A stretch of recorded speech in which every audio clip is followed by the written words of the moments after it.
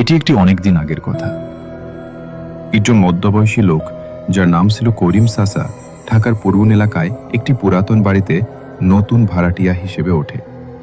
বাড়িটা অনেক দিন ধরে ফাঁকা ছিল, আর আশেপাশের মানুষ বলে যে ওখানে কিছু একটা আছে। রাহুল একটা পুরনো চাকরি ছেড়ে ফ্রিল্যান্সিং শুরু করেছে, তাই শান্ত জায়গায় থাকতে চায়।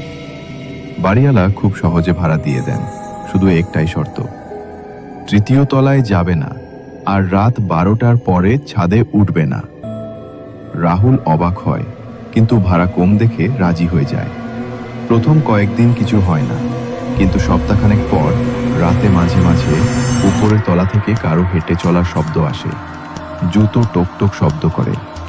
এক রাতে সে সাহস করে তৃতীয় তলায় যায়, দেখে একটা পুরনো দরজা বন্ধ।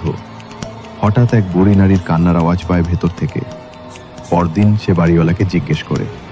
বাড়িওয়ালা চুপ করে থাকে, তারপর বলে, আমার মা 10 বছর আগে ওখানেই আত্মহত্যা করেন।